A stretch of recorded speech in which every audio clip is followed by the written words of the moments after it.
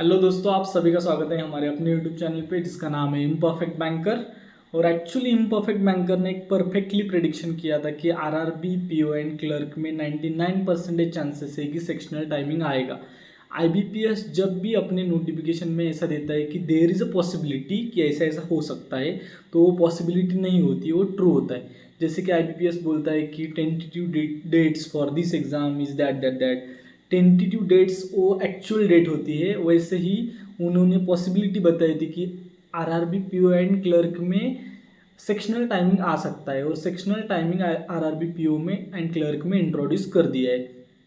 तो देखो sectional timing क्या क्या होने वाला है।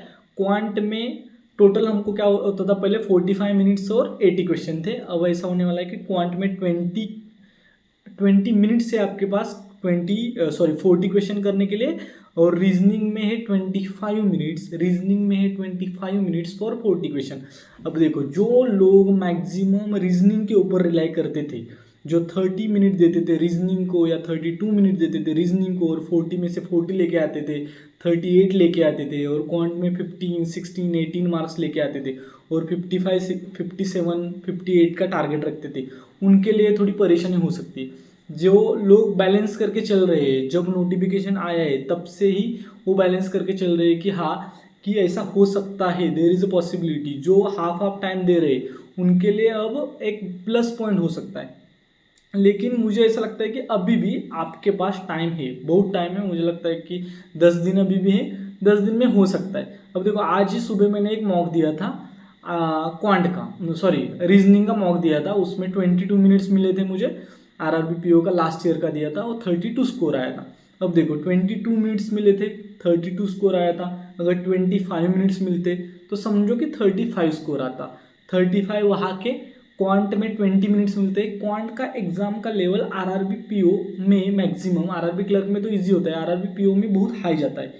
तो वहाँ 15 या 16 मार्क्स आएंगे, 15 16 18 मार्क्स तक आ सकते हैं 20 मिनट में। कभी कभी 22 आ सकते हैं अगर आपका क्वांट ज़्यादा हाई, ज़्यादा अच्छा है। मैक्सिमम लोगों का रीजनिंग अच्छा होता है। तो अब आपका, मुझे ऐसा लगता है कि there is also possibility that 99% ऐसी पॉसिबिलिटी है कि आपका कट ऑफ गिरेगा।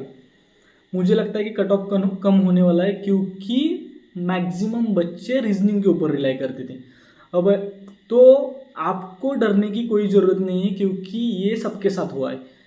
जैसे कि आप स्टूडेंट हो, आपके साथ ही ऐसा नहीं हुआ है कि आपके लिए 25 मिनट्स दिए रीजनिंग को और 20 मिनट्स क्वांट को, और दूसरों के लिए अलग। सबके लिए सेम रूल है, तो ये सबके लिए लागू होगा।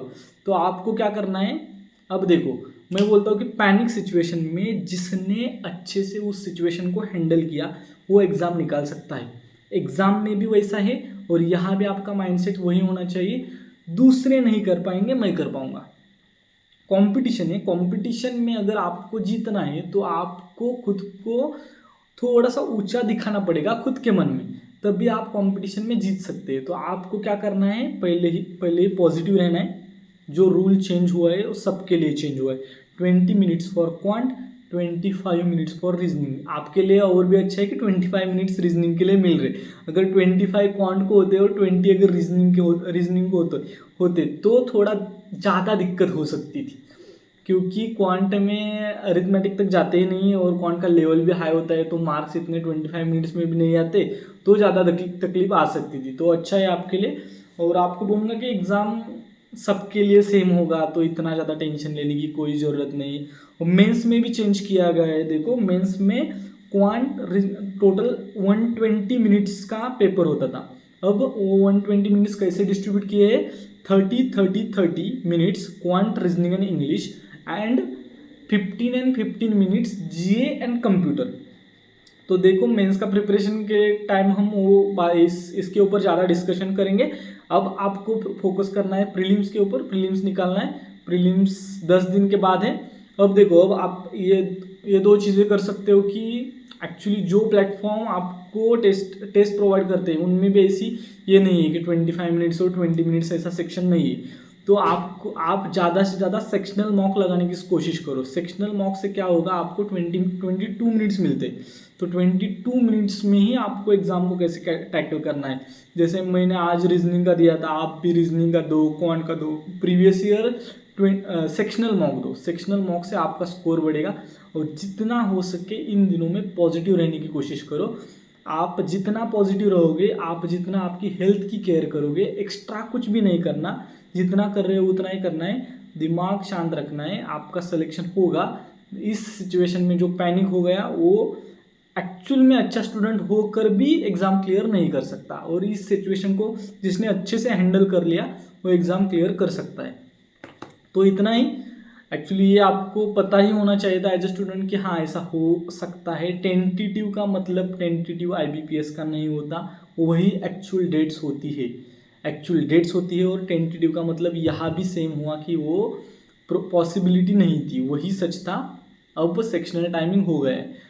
तो all the very best for you, and panic नहीं होना है, होगा, सिलेक्शन होगा। Thank you so much for watching. And अगर आप इस चैनल पर नए हो तो please like, share and subscribe. Thank you.